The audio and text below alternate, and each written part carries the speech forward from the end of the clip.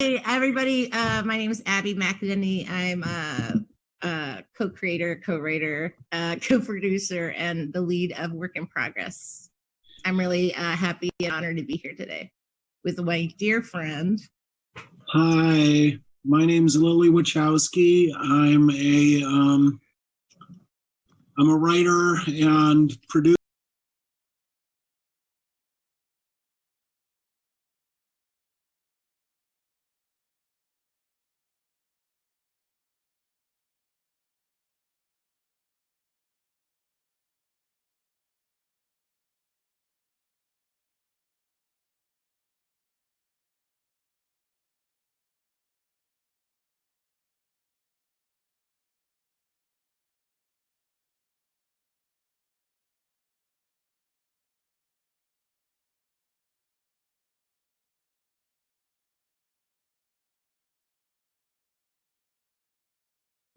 Hey, everybody. My name is Abby Mcnany. I'm a co-creator, co-writer, co-producer, and the lead of Work in Progress. I'm really happy and honored to be here today with my dear friend. Hi, my name is Lilly Wachowaski. I'm a writer and producer on a television show called Work in Progress. And I don't know if I'm excited to be anywhere anymore, but here we are. We are still, in the words of Miss Major, I'm still fucking here. So I think Lilly and I have been talking, and like we don't know what we're gonna say. The world is horrible right now. It's sometimes a struggle to find hope for me personally, and but I'm showing up today because I want to represent those who don't feel seen, who feel isolated and afraid. Tears are starting. And just say you are worthy of love and acceptance. And I hope that you are able to find support. You're worthwhile. And just wanted to say that to start. yeah, I wasn't sure I wanted to be here for this. And, Abby told me that she wanted to do it because she wanted to be seen and to, queers and, trans people and queer people and GNC people, we rely on community. It's like, it's so important to gather into groups, and because we a lot of us, that's where we find our family. And so we know how isolating it is right now. And there's just, on top of just what's happening with the coronavirus, I feel like that part is important, and it's important to be able to connect in any way possible. I feel like this particular time, and there's a human rights struggle that's going on right now that is, in my opinion, it's like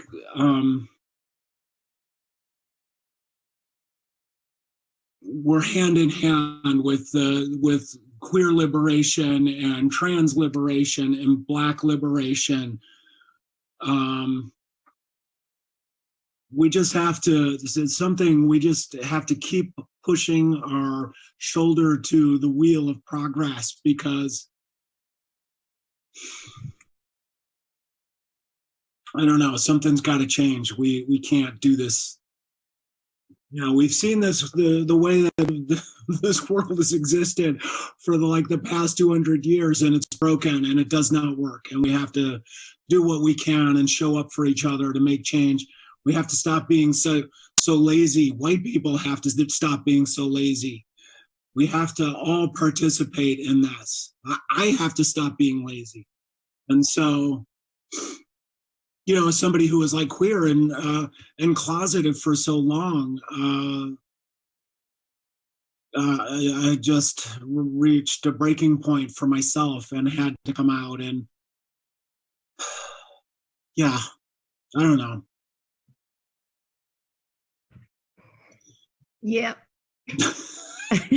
That's why I paint ducks like this back here. There has to be some kind of ray of hope in the everlasting night and lakes of blood and fire and lava that we all live every single day. And so this painting is actually outside my bedroom, and I see it when I wake up every morning to remind myself, no matter how shitty the world is, that you have to like keep hoping for each other and being each other's light for each other. And yeah, so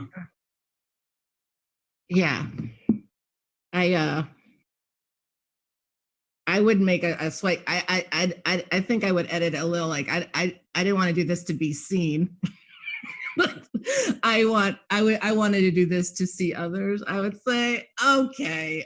But I think that, I think I didn't want to be on here and just be all doom and gloom, which is how I feel many hours of every day. But I understand if that's where you are, as somebody who struggles mental illness, and I'm not ashamed of that. And I hope those who struggle aren't ashamed of that either. Sometimes it can be hard to find hope, and it's with community and however you find that, and what Lilly was saying about how there's something about gathering with other queers that is affirming, and it's like finding family, and it's safety. And then we are unable to gather, and so the way I'm getting through the day is I get to see my dear friend Lilly every day, and work and try to create something that tells a story that we can get through anything, even though at times this old bitch doesn't always believe it. But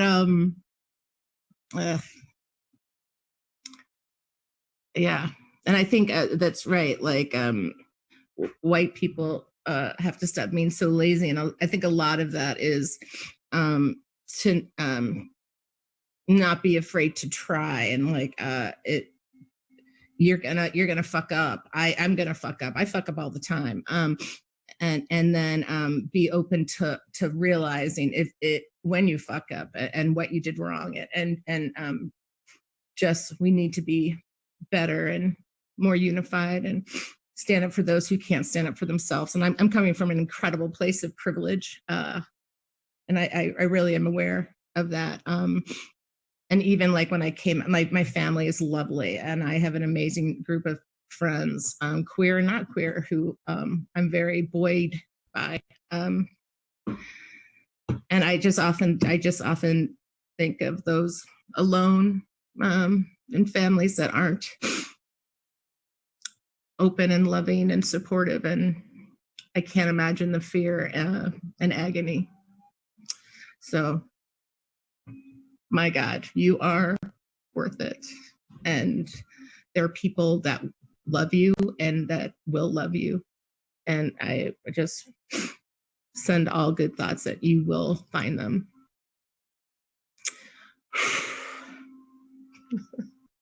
Yeah, that's good. I love that. That was, a big obstacle for me, and coming out. It was just like all I felt was who could love me? Nobody. Nobody's gonna love me. But it's not true. I have a partner, and he's wonderful, and So yeah, and it's never too late to change. It's like it's such a good thing to hang on to. Here I am, an old trans woman. I came out when I was 45. I'm 52 now, and so it's something that you can. It keeps your mind open. It's like we have to always remember that you never stop learning, and you should never stop learning. And when you stop learning, that's that's when we end up in places where we are with a carceral state and a police state that propagates white supremacy. And it's like when people sit here and they say, well, I don't know what defund the police means. It's like, it's because you're lazy and you don't want to know, because the system holds you up. And so, you just gotta Google what does defund the police mean, and you'll see like 80 videos of like people talking righteously about what we need to do as a country to change a system that is disproportionately killing Black people. And was set up to oppress and deny equality. Like, I can't remember who said it. Somebody was like, the system's not broken. The system's doing exactly what it was set up to do. Well, that's true. Yeah, good point. Thank you. No, somebody like, I mean, that was, that really was like, wow, yeah. And that's right. What evolution have you seen with the LGBTQ inclusivity and representation in your industry? It's paltry. Paltry. It's terrible. And we need more. We need more queers. We need more trans people. We need more GNC people. It's like, come on. When? I'm not getting an answer, Lil. No. No. Do better. Do better. I would like, and then this is often I'm the Pollyanna. I would say, and that's absolutely right. I would also say the fact that a fat queer woman in her 50s can be the lead of a show about her life. That's hopeful, and that there's some opening. It's also a very small step and a huge journey. But I just like, that's my hopeful note. See, I found hope today, Lil. Look at you. I know, that's amazing. Okay, let's go. Okay, what kept you going during the times of uncertainty in your career, and what kind of support helped you find a way forward? Wow. Abby Mcnany? Yeah. During times of uncertainty. Well, I got my first job, that like a professional on-camera job at 51 years old. The support I had familiar, I kind of laugh. I think like when I feel like I only know how to do one thing, so I guess that kept me going. I have no other skills, so. How about that for a resume? Not bad. Okay, I'll take it. How do I want to answer that? I'll answer that with defund the police, decriminalize sex work, and decriminalize drugs, and also we've got to abolish the prison system. That's my answer. I mean, 6 of one, half dozen of the other, Lily. I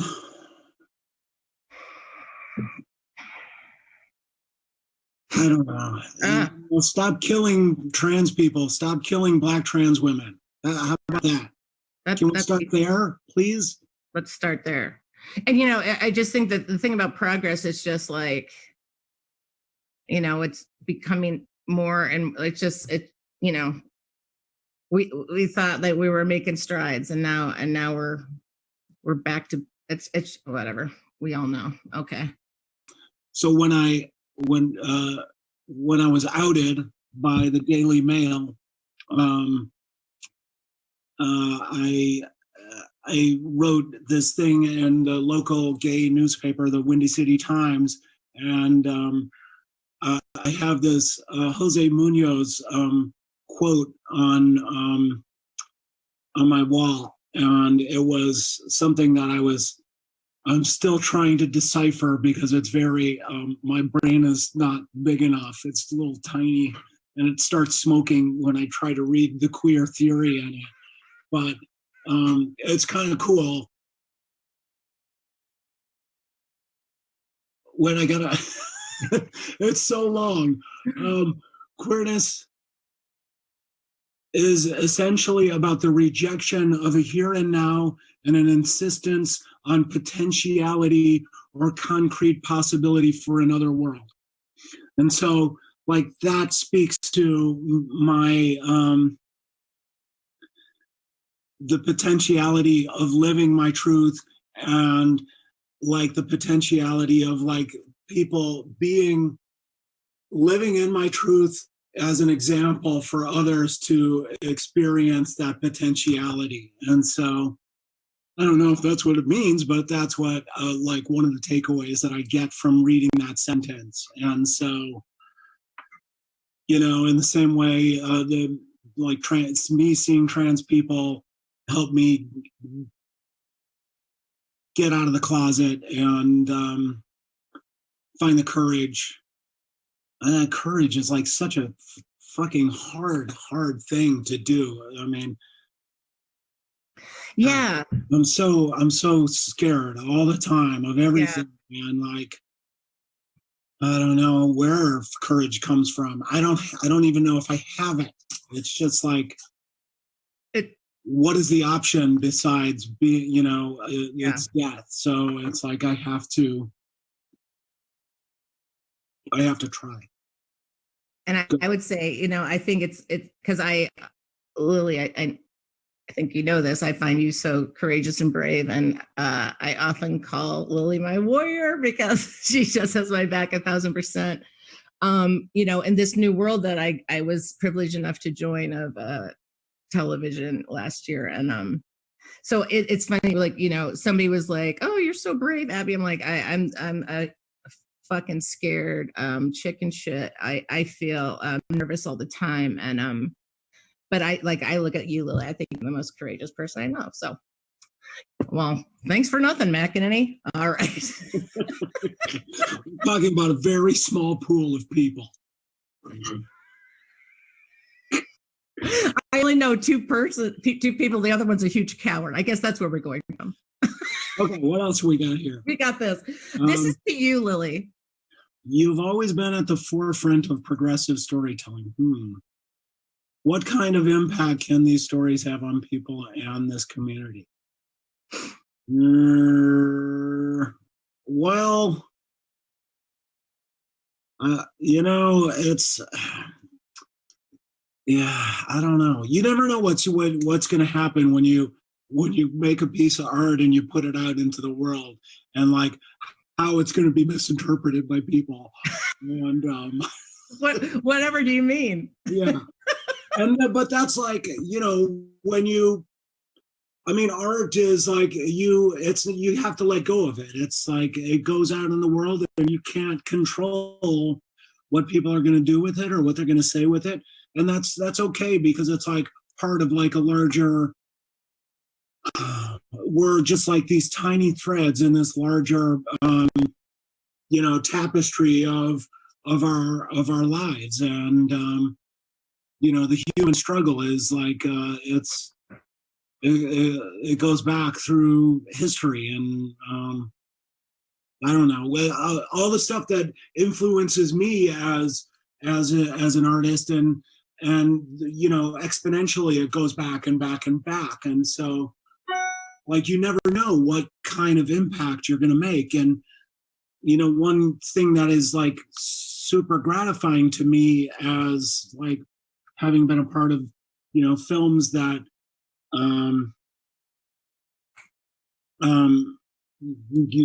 push the boundary of science fiction and action and all this stuff. How many trans people come up to me and tell me how important those films were, and the idea of transformation and like claiming your identity, and it was something that I guess that I had even written or participated in the writing of for my own transformation. I had to like write it and invent it so that I can use it as like this handhold to get my ass out of the closet. And so, you know, that is that's like super gratifying, and I don't know. The end. How do you continue to create and express yourself even in times of adversity? Figuring it out. I mean, I gotta say, I sometimes I don't. How about that? Yeah, it's hard to put shit into perspective when you've got what we're dealing with out there right now. It's like there is no other. This is the struggle right now. Where we are right now is, you know, Americans. Right. It's yeah. And I think that goes to like why it was, you know, we had a lot of conversations about whether or not we were going to do this, because the adversity and I mean, it's like I got out of bed today. Well, that's pretty good. Yeah, like one thing that I like have been thinking about is like, you know,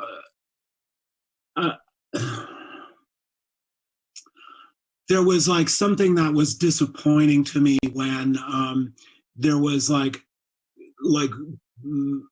big chunks of community were coming out to clean up the looting and the graffiti and stuff like that. There was a part of me that was like, no, we need to keep that stuff there and preserve it, because it is a symbol of the rage that we're all feeling. And it's like I one thing that like you keep hearing, like the caution of let's not let this die down. And I think like preserving that rage, I just wanted like crews to come in with just plexiglass and cover up all of the graffiti, all of the, I mean, because that is art. It is an artistic expression to like throw a brick.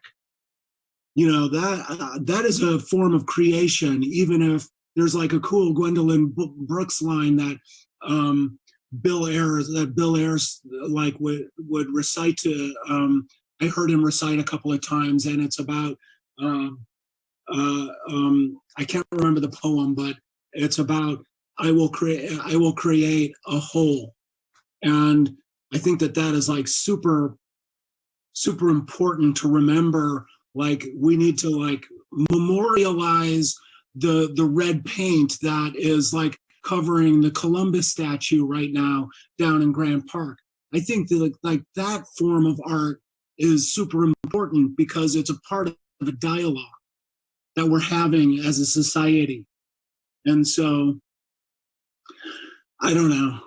That's really, I think also it's like it's so once we clean things up, then it's like it never happened. I think I mean, with all the stuff that's happened, I mean, there's been so many Black folks killed by police, and then there'd be so many, and then, you know, it'd be like, it kind of got into those mass shootings. It's like, oh, another one. Like, it's just like, it's, you know, the fact that we're just numb to tragedy and inequality is made easier because we erase it and we forget it.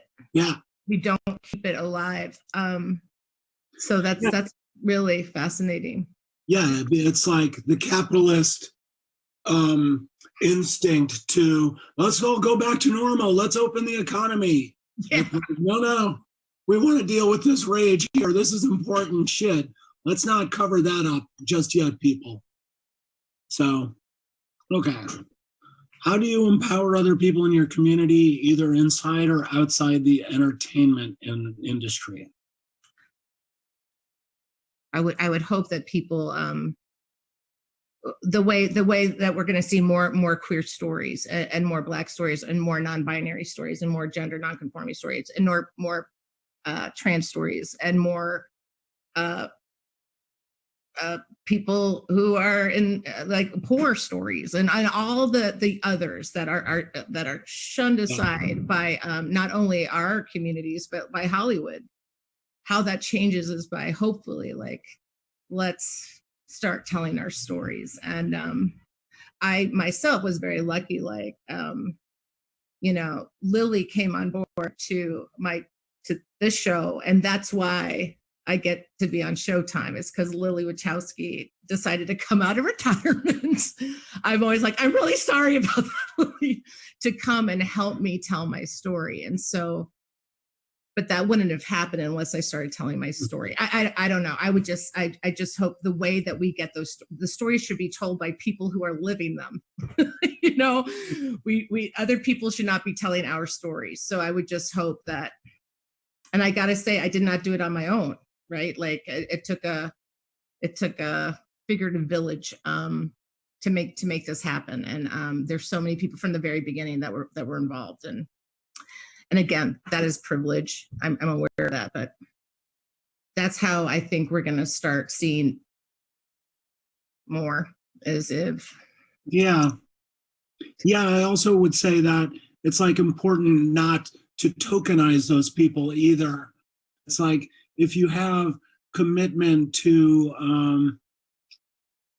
diversity, if you have commitment to empowering people, you should be putting them in your shows. And that's something that we try to do on Work in Progress, so that you had queer people, you had trans people, you had GNC people playing parts that it wasn't integral to the story. So right. You have Lyft drivers and bartenders and, ministers, all waitresses played by trans folk, GNC folk, and queer people. And like, that's the thing, because it's like they're all actors and they all need to work too. So, like a studio can't just say, oh, well, we've got a gay show. We already have that. We already have that fat person show. So we don't need another fat person on our show. And so it's like, that just propagates the system where it's set up. It's like, no, right. This is what the world looks like. Right. There are trans people, there are queer people, there are non-binary people that you're rubbing up against every single day, and yeah, we're here. We're not going anywhere. So why don't you just let us in? Right, you fucking bastards. I think also I always say that this show is top to bottom filled with unpalatable queers for America, right? I'm not a palatable queer, and many people who are cast in our shows are not palatable queers for America. So yeah, that, and also this is not Hollywood queers. This is, in my humble opinion, this is what queers look like and sound like, and that is that's really interesting. That's so cool. I love that idea. It's like wait, I've got a prop. No way! Oh my Lord! Wait a minute, I gotta find it. You got you humans use alls. Everybody chill out. Lily's got a prop. Oh, it's a poster? Yeah. Or a scroll. It's a poster. So when I was in art school, just this like 3 years ago, I had this, because I had this experience of being outed in the Daily Mail there was like when right afterwards I came to the GLAAD Awards to back when we got an award for Sensate, one of my many awards. It's a major award. So Sensei got an award for like best show, dramatic show or something, and it was the first time being in the public for me in front of as Lilly Wachowaski, and the type that there was I walked a photography line, and it was like very distressing, and I was like very serious looking, but it's funny because the photographs that started showing up of me on this red carpet were just like the worst fucking photograph. I was so horrible looking. I was like, oh my God, why did they choose that photograph? And it like has to do with transphobia. It's like they chose that photograph on purpose because that's what they think of me. And so I wanted to make a piece of art out of it, and I grabbed the photograph. It was like the first thing that you Google when you see me, and I blew it up really big, and I was like, I have to do something with this. And this is the photograph, and I'll just back up.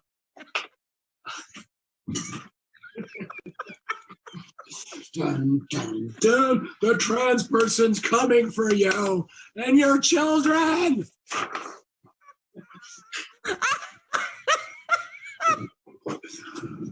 It's like, oh, how could you choose a worse picture, you fucking bastards? Oh God.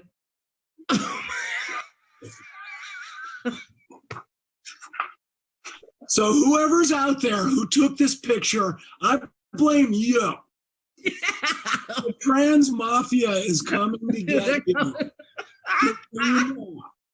That is so hilarious. That is so hilarious. Hey, Lily, you're not going to believe this, but we went over our 15-minute allotment. What? I know. I'm quite sure it was only like 3 minutes. That's right. I think, economy of words is my forte. So yeah, it probably to everybody else seemed like 2 seconds, but hey, to my love and my warrior and my friend, and thank you for doing this with me, and thank you. I can't thank you enough for you, and you are courageous, whether or not you want to believe it. So thank you, Lily. You've changed my life, and you've changed so many people's lives, and I'm honored to be your friend. So thank you. Thank you, Abby. I'm so honored to be your friend too. And I'm so, I always say that we've got to wrap our arms around each other and hold each other up. And I firmly believe that. And I'm glad that you're holding me up, and I'm glad that I can do the same for you because I love you so much. And yeah, so thanks for having us. Thank you. Thank you.